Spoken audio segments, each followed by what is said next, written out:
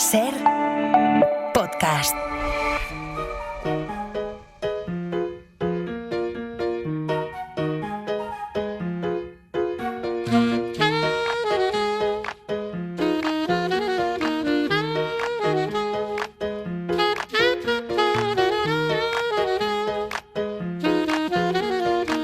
Coordenada 25, con Aimar Bretos.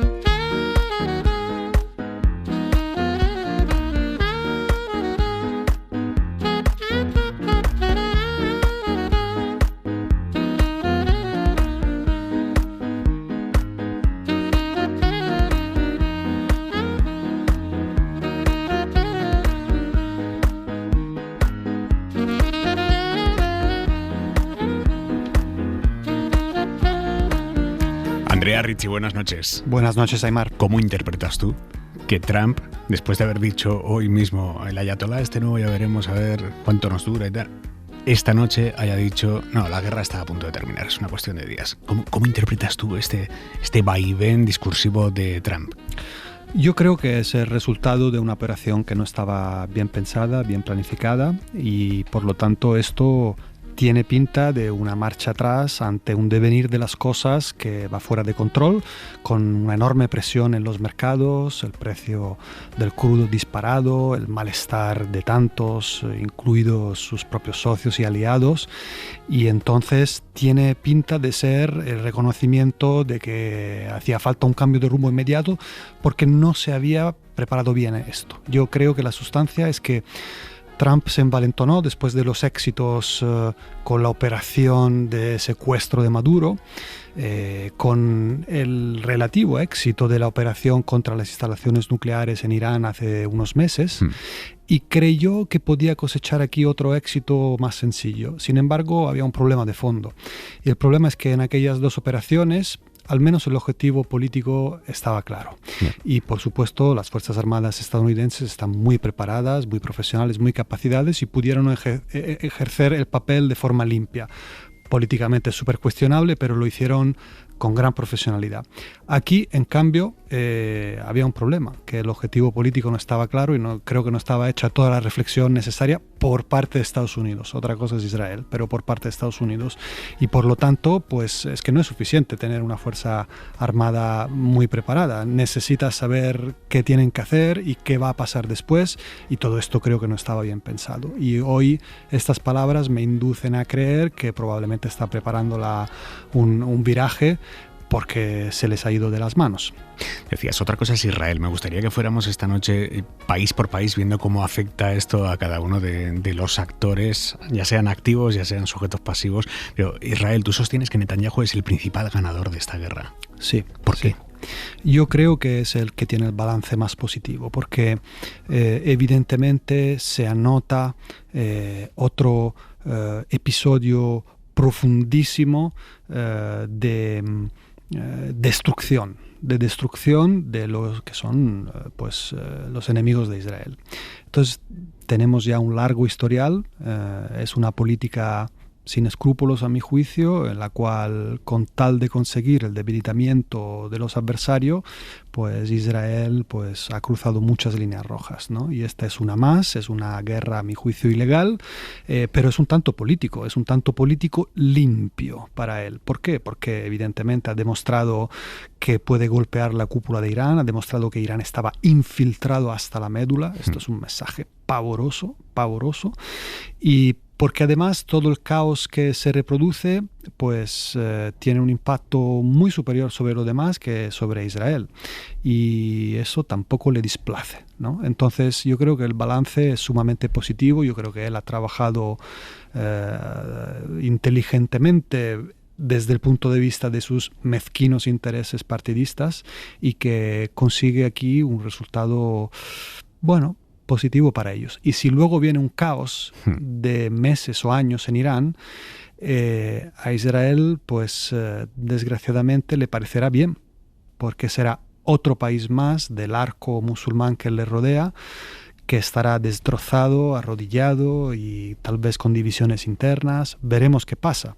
Pero si hay caos, otros lo sufriremos, pero a Israel probablemente les parecerá bien. Pero Israel también tiene que sufrir ese caos, te estoy hablando ya desde la perspectiva económica, ¿o no? Sí, sí, evidentemente. Pero lo asumen y sí, claro, exacto. Si hay una conmoción en el mercado de la energía, evidentemente es una conmoción global, el precio es para todos y nadie es inmune, digamos, ¿no? Salvo que tengas tu propia producción local.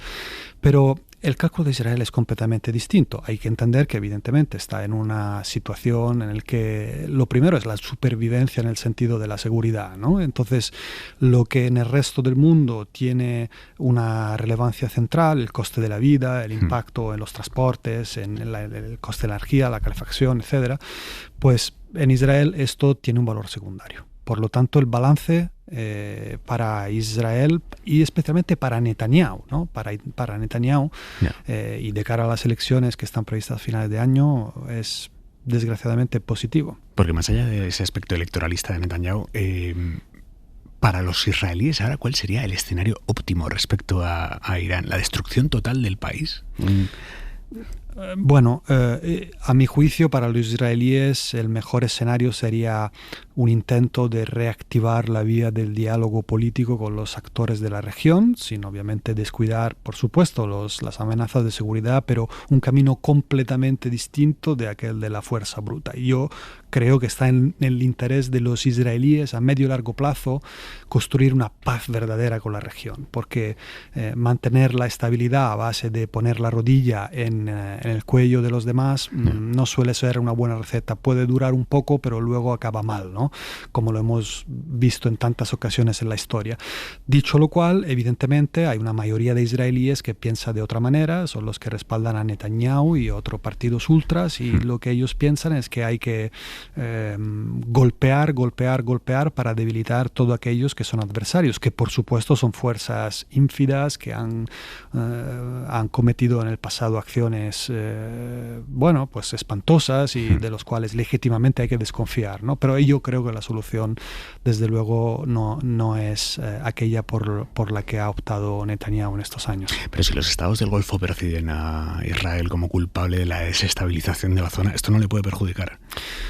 Desde luego... ¿No puede quebrar esa normalización de las relaciones en las que estaban? Sí, desde luego. Yo creo que los países del Golfo tienen en estos momentos un buen rencor acumulado con una situación que perjudica su transición, su evolución, que se basa en una estabilidad, que se basa en configurarse como hubs de muchas cosas, de transporte, de consultorías, de turismo, y todo esto les perjudica y evidentemente será un resentimiento que tendrán acumulado de cara a Israel. No obstante, yo creo que esto no llegará a quebrar esa convergencia, como no lo ha quebrado la indescriptible reacción de Israel contra la Franja de Gaza, ¿no? Una reacción criminal, a mi juicio, con claros rasgos genocidas, pues eso tampoco ha alterado, ¿no? Y son, digamos, hermanos musulmanes, hermanos uníes, y no ha alterado esa convergencia. No creo tampoco que este episodio lo vaya a alterar porque se fundamenta en una lógica muy profunda. Resentimiento sí, pero no va a romper, creo. Me gustaría que escucharas conmigo, Andrea, las palabras hoy de Ursula von der Leyen, la presidenta de la Comisión Europea, dando por bueno prácticamente el ataque de Estados Unidos a Israel contra Irán y diciéndonos a los europeos, chicos, asumamos ya que el mundo, con las normas que regían hasta ahora y en las que los europeos nos sentíamos cómodos, y de hecho era nuestra razón de ser, eso ya no existe. Tomemos posiciones en el nuevo mundo. And I want to be clear. There should be no tears shed for the Iranian regime. Quiero ser clara. No se debe llorar por el régimen iraní que ha infligido muerte e impuesto represión a su propio pueblo y que ha causado devastación y desestabilización en toda la región a través de sus aliados armados con misiles y drones. Europa ya no puede ser guardiana del viejo orden mundial, de un mundo que ha desaparecido y ya no volverá.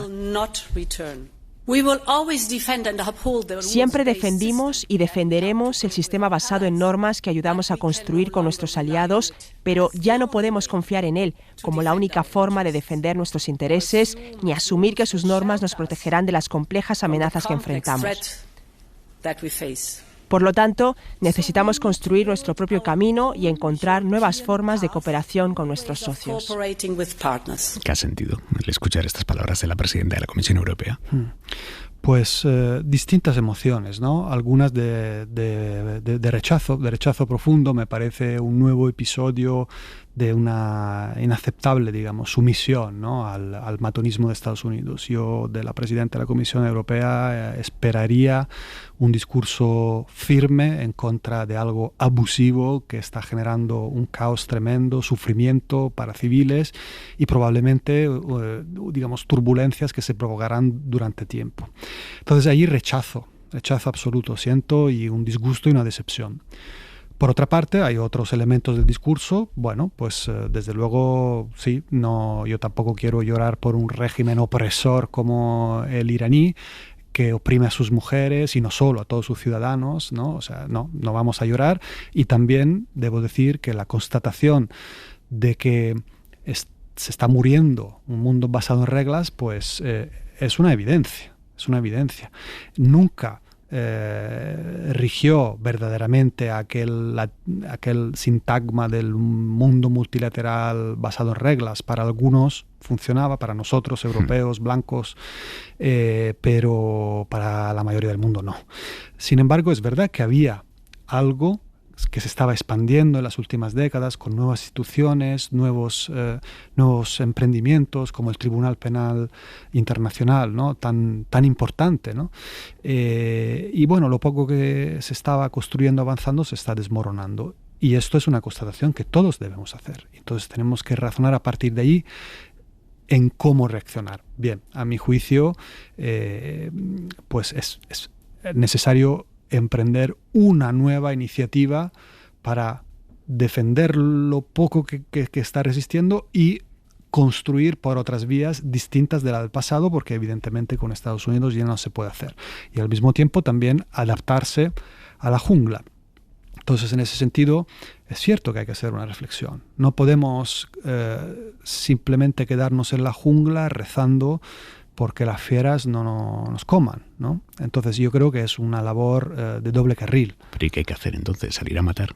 No, de ninguna manera. Lo que hay que hacer es dotarse de los instrumentos para disuadir que otros nos puedan subyugar. Y esto significa muchas cosas y evidentemente todo el mundo piensa en primer lugar en el aspecto militar, que es parte de la ecuación, pero no solo, ¿no? Hay un aspecto tecnológico fundamental en el que somos los europeos dependientes. Entonces hay toda una serie de cosas que hay que hacer que no significa ir a matar, pero significa convertirse en un buen elefante. Un buen elefante, no un depredador, sino un animal grande y fuerte lo suficiente como para que los demás no se les ocurra mucho venir a mordernos, ¿no? Acabamos de saber que Trump ha estado hablando con Putin. Esta noche es la primera vez este año que hablan y obviamente han hablado acerca de Irán, también sobre Venezuela, pero sobre todo sobre Irán. ¿A Rusia qué le interesa en este escenario en Oriente Próximo? Sí, bueno, en esta situación yo creo que tenía un balance bastante positivo. ¿Por qué? En primer lugar, por supuesto, porque el precio del crudo que sube favorece a sus arcas. Esto es evidente. En segundo lugar, porque, por ejemplo, podemos ver que las fuerzas de Estados Unidos han estado distraídas en otra crisis, desviando, por lo tanto, recursos. Por ejemplo, misiles de intercepción, que tanto necesita Ucrania para defenderse de los ataques rusos, no olvidemos, dirigidos a destrozar infraestructura que provee de calefacción a la ciudadanía, ¿no? Es decir, con una acción que va claramente dirigida a golpear la ciudadanía, un acto criminal. Bueno, pues esos misiles interceptores van a mansalva hacia el Golfo, y si están allí, no estarán allá, ¿no? Entonces hay distintos elementos de interés positivo para Rusia, también uno negativo, en el sentido de que evidentemente Irán es no un aliado formal, pero sí un socio importante que ha estado proveyendo drones durante todo, el arco de los últimos 2 años de guerra en Ucrania, y evidentemente un Irán bajo ataque puede ayudar menos. Firmaron un tratado de asociación Irán y Rusia hace un año, ¿no? Sí, Sí, es un tratado de asociación estratégica, con lo cual, digamos, no se puede considerar como una alianza formal en el sentido militar como de la OTAN, no hay un tratado de mutua defensa, pero son socios muy convergentes y evidentemente si se debilita, esto no es del todo positivo. Si se desmoronara el régimen y entonces cambiara de rumbo, eso sería negativo. Pero mientras el régimen en Irán se mantenga de pie, aunque pierda algo de suministro de drones, pues tiene la ventaja de mucho más ingresos petroleros y unos Estados Unidos completamente distraídos en otra cosa. O sea, que lo que sería completamente negativo para Rusia sería una caída del régimen. Eso sería muy negativo porque probablemente podría perder, digamos, un socio útil, no esencial, pero útil. ¿Y China? Lo hemos visto con un tono muy comedido. Sí, ellos son siempre muy cautos, ¿no? Y observan cómo la corriente del río pasa y a veces la corriente del río trae cadáveres. Basta con esperar en la orilla, ¿no?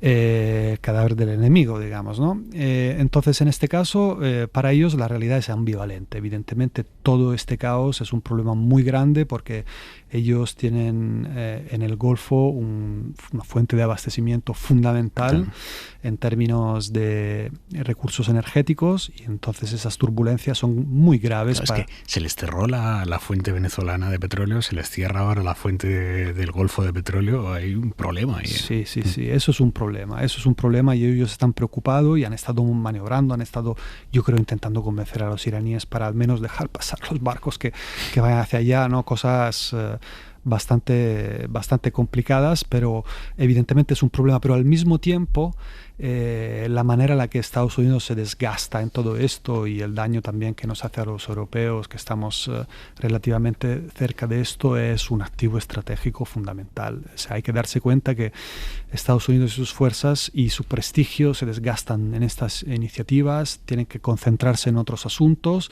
y ellos sienten que esta distracción es positiva, con lo cual hay elementos muy importantes favorables para Pekín en todo esto.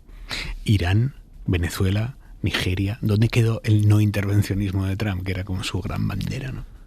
Pues quedó en el cajón como tantas cosas procedentes de un líder que evidentemente no tiene una palabra de la cual uno se pueda fiar, ¿no? Empezando porque se presenta como gran defensor de las clases populares. Esto no es así para nada. Dice una cosa, hace otra constantemente, se deja conducir por sus instintos. Yo creo que en este mandato está completamente desatado. En el anterior estaba rodeado de figuras tradicionales del Partido Republicano o del aparato militar que, bueno, aunque fueran personas con ideología distante de la mía, al menos tenían un sentido de la contención, un cierto pragmatismo, le limitaron. Ahora se ha rodeado de yes men, básicamente, ¿no? Y no parece que haya nadie que le frene y estamos sufriendo el resto de la humanidad en nuestras carnes esto, con lo cual el discurso de un presidente que no se metería en guerras de elección, el discurso de un presidente que buscaba la paz, pues ha ido por el desagüe. Ha sido impactante ver este fin de semana, ayer, a 12 representantes, jefes de gobiernos de derechas latinoamericanos reunidos con Trump, anunciando lo que han llamado el escudo de las Américas. Sí, impresionante, y es un resultado de otro de los flancos, ¿no?, de la política exterior de la administración trumpista, que ha vuelto a poner en primer plano el hemisferio. Y bueno, pues es una imagen que da muchos motivos de inquietud, a mi juicio. Es una imagen que tiene un punto de vasallaje, a mi juicio. Es una imagen que yo creo que es preocupante para América Latina, porque tenemos una fuerza que ha decidido ejercer su hegemonía de una manera que recuerda a otras décadas. Estados Unidos evidentemente siempre se ha inmiscuido, ¿no?, en los asuntos de la región, pero hay una diferencia entre los 70, el golpe de Estado en Chile, y lo que ha pasado, pues no sé, en las primeras 2 décadas de este siglo, ¿no? Y me parece que Estados Unidos vuelve a un tipo de intervencionismo espantoso, que puede ser o ir a sacar a un presidente nefasto, un dictador opresor, todo lo que queramos, pero en fin, con ese tipo de operación, o de repente darle un rescate con condiciones favorables a alguien que quieres apoyar antes de unas elecciones, ¿no? Milei. Y además diciendo que si no ganaba Milei no les dabas el rescate. Eso es. Entonces, intervencionismo, interferencias, huele a recuerdos oscuros. ¿Pero qué sacan ellos? O sea, yo entiendo qué incentivos tiene Trump, obviamente, para intentar ser el hegemónico allí, pero ¿qué saca Kast, qué saca Bukele, qué sacan todos ellos yendo allí a un campo de golf de Trump a ponerse detrás de él en la foto y decir, sí señor? Bueno, ellos creen dos cosas. Uno, que estando en sintonía con Trump podrían recibir ayuda en caso de necesitarla, como le ha ocurrido a Milei, por ejemplo, ¿no? Dos, esto es una lógica de patio, de colegio, del matonismo, ¿no? Me quedo al lado del matón porque así igual evito que vaya por mí. Desgraciadamente esta es una lógica que no funciona. La vida nos explica que no funciona porque en cualquier momento el matón cambia el cálculo y puedes estar allí, y desde luego creo que es una lógica perdedora para la colectividad. ¿No? Ser un bystander, ser un indiferente ante el matonismo, al final es un daño seguro para todos y probablemente para ti mismo. Joder, lo que proyectaba esa foto, empezabas a mirar país por país todos los que estaban allí, y dices, es que salvo Brasil, Colombia y México, toda América Latina ya es de derechas. Sí, porque el péndulo se ha movido de forma espectacular hacia ese extremo. Hay un profundo resentimiento y disgusto de las sociedades latinoamericanas, que desgraciadamente ha sido comprendido, interceptado por estas fuerzas. Hay errores de las otras fuerzas que han llevado a esta situación, hay que asumirlos, hay que estudiarlos para corregirlos. Y estos movimientos han sabido interceptar ese malestar, han sabido manipularlo, han sido ayudados, yo creo, también para ciertos, mecanismos de plataformas tecnológicas, y están en un auge francamente impresionante. Richie, ¿qué nos recomiendas leer esta semana? Sí. Quiero recomendar un ensayo de Pankaj Mishra que se llama El mundo después de Gaza. Lo ha publicado Galaxia Gutenberg y es un libro que creo que viene muy a cuento con lo que está pasando ahora, porque aunque la crisis de Irán no tiene relación directa con la de Gaza, lo que se explica en ese ensayo creo que es muy relevante, porque es una construcción intelectual sobre el devenir del mundo después del Holocausto. Y a partir de allí dice muchas cosas sobre colonialismo, por ejemplo, sobre cierta mentalidad de subyugación, y también dice cosas sobre cómo resistir. Sabes que es algo que para mí es muy importante y sobre lo cual estoy reflexionando desde hace un tiempo a medida en que se pone más oscuro el panorama. Y entonces él ahí, por ejemplo, cita una anécdota que me gustaría mencionar aquí. Habla de Primo Levi. Y de hecho lo mencionó en una conferencia en la que estábamos presentes los dos en un festival en México en septiembre del año pasado, y mencionó el caso de Primo Levi, de cómo este gran intelectual que consiguió milagrosamente sobrevivir al Holocausto, con el paso del tiempo consiguió ver muy pronto la deriva de Israel. Entonces Pankaj lo explica en el ensayo, y en ese acto hizo referencia, y yo sentí que había una vibración emocional fortísima en la audiencia cuando él habló de este hombre, de este judío que había logrado sobrevivir al Holocausto en Auschwitz, desmarcarse de su país. La valentía intelectual infinita de este hombre, que empezó a decir: este sionismo va por una deriva deleznable. Se quedó muy solo Primo Levi, pero hizo la cosa correcta.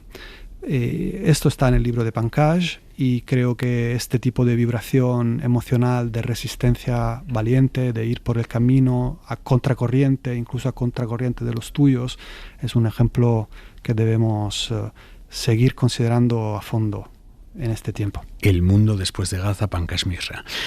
Muchísimas gracias, Andrea, como siempre. Un placer. Un abrazo, adiós. Para no perderte ningún episodio, síguenos en la aplicación o la web de la SER, Podium Podcast o tu plataforma de audio favorita.